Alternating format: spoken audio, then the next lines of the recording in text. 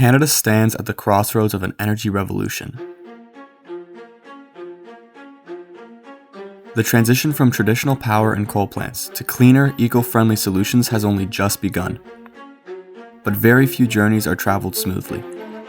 Workers in traditional power plants are facing job losses, communities are grappling with land use conflicts, and the renewable sector relies heavily on critical minerals that have limited supply.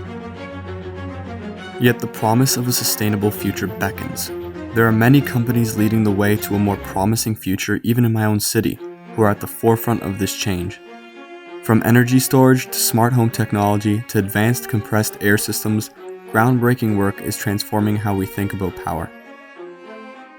Cleaner air, economic growth, and improved public health are within reach. But with new groundbreaking ideas comes the destruction of old ones. And there are currently 200,000 workers in coal and crude oil jobs across Canada. Can we overcome the hurdles to truly redefine our energy landscape? Can we really make this jump without leaving thousands with families jobless? Join me as I uncover the human stories behind this monumental shift and hope to find a solution that would benefit everyone. The real question is, will Canada's energy transition succeed?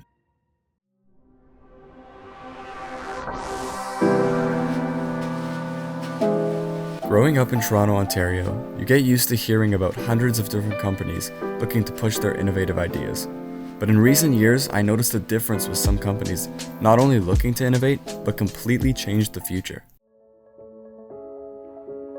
Liverpool Technologies has built the world's first smart off-grid technology, which allows customers to install mission-critical things like streetlights, security cameras, oil and gas pipeline sensors, railroad switching stations, without the need to connect to grid power. Toronto Hydro is participating in a pilot project with HydroStore to test the world's first underwater compressed air energy storage system on our distribution grid.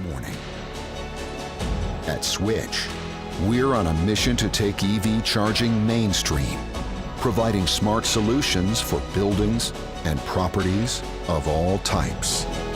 These companies are just a few of many looking to improve the way we live. According to the World Health Organization, solar power costs decreased by 85% from 2010 to 2020.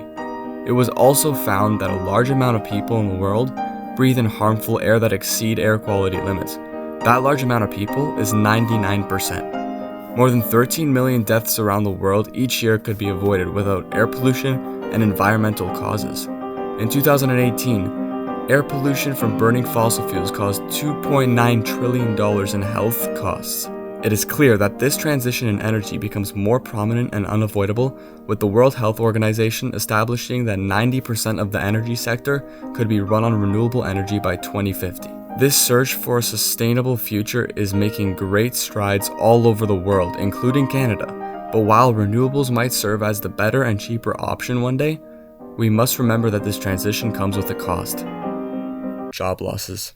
According to Clean Energy Canada, jobs in fossil fuels and oil and crude plants will drop 9% in 6 years, accounting for around 125,000 fewer jobs. Now before you say that isn't much, let me take you on a journey I went on with my mom to a little town outside of Toronto to visit my grandmother in Sarnia, Ontario.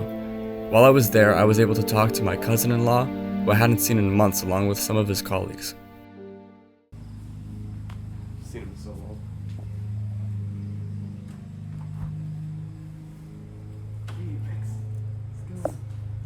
James, how's it going, man?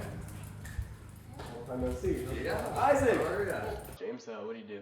I'm a process operator. I work in the chemical industry, in polymer production, and I've done that for about 13 years now. Awesome. So my name's Tate Petronsky. I'm an I&E tech in the Chemical Valley. My name's Tom. Yeah, I work in Chemical Valley, work for Local 663. I'm a pipe fitter there. Been there for 5 years now, enjoying it a lot. It just keeps getting kind of better and better the more you know, right? What motivated you to stay for as long as you did? Good pay, great people to work with, and a lot of flexibility with the shift. A lot of challenging work, running through different chemical processes, starting up plants and day-to-day maintenance. I'm sure you've seen in recent years, the government has kind of shifted its focus from the traditional energy sector to like more renewable energy and like trying to transition that over. How do you feel about this like shift in focus from the government? I think it can be a good thing, and I don't disagree with it. I don't think they're going about it the right way, in my own opinion.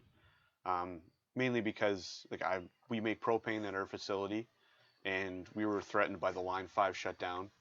And the reasons behind the Line 5 shutdown, in my opinion, were not justified, and it was obvious that the politicians had not gone down the rabbit hole of what it would cause for everyone, including their citizens. We ship a lot of our propane up to northern Michigan, and that's what they run exclusively their house on. That's to heat their house in the winters. They would have no propane. I think the world's gotten too far away from nuclear. I think that's the best option for safe and clean power in the world. Canada has two of the safest reactors, the CANDU reactors in the world. We started learning about geothermal in our last year trade school, and to be honest, it looks pretty cool. It's still kind of like a growing, learning thing, technology. But for us around here, we really just kill it in the industrial, non-renewable, as you know, energies. It seems like whichever way Canada implements this transition, some people either way will be affected. So what is the solution? Introducing NERP, the National Energy Retraining Program. The idea is that NERP will allow every single worker in the non-renewable energy sector to retrain their skills and experience in the energy industry, and allow them to use their new knowledge along with the experience they already have and automatically be placed in jobs in the renewable energy sector. It is my vision that NERP will be a 2-year program and will be provided by the federal government for free, because it would not be fair to ask these people to change their lives and pay for it. There are 2 underlying concerns with this program. Firstly, the practicality of it. I'm sure you are wondering, where are we going to find this money to pay for every worker's education? Well, with an estimated 290,000 workers in the non-renewable industry, if the 2-year program costs a total of $10,000 per person, it would cost the federal government $1.5 billion per year to fund this program. Now, while this sounds like a lot, the Canadian government spends around $190 billion per year on budgetary expenses, like payments to other levels of government or organizations. Former Finance Minister Christina Freeland also announced that the federal budget for environmental spending would be approximately $52.9 billion over the next 5 years. There are many ways the government can put aside $1.5 billion a year without raising taxes for anyone. The second underlying concern that some might have is the benefits this has on the future of our country. While this program focuses on helping workers in the non-renewable sector, this program not only affects the renewable energy sector, but could be the missing ingredient in the recipe for a truly clean and prosperous future for all Canadians. Statistics Canada reported there were 959,600 job vacancies across Canada in 2022. This problem is experienced across many different industries, including renewable energy. However, the renewable energy sector is vastly expanding each year. Alberta was once considered a huge profiting oil province and still is to some extent.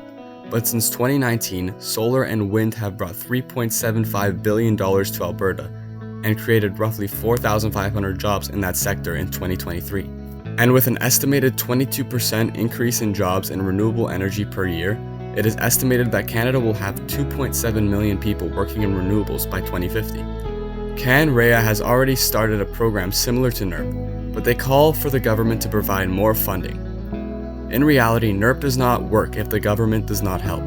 That is why I am starting a petition to raise more awareness about this idea, and hopefully get enough signatures to catch the attention of federal government officials so I can discuss with someone how we can all shape our future for the better using this program. If there was a way or a chance for you to be able to work on this geothermal farm, same pay as you make right now, and all you would have to do is go through a retraining program for 1.5 to 2 years, and it's all funded by the government, that you'd be willing or interested in learning more about that? 100%. Of course, yeah, I would love to do it. Yeah, no, that'd be great. Together, with innovation, support, and unity, we could build a future where both our environment and our workforce thrive. Join me in advocating for NERP and be a part of shaping a better tomorrow for all Canadians.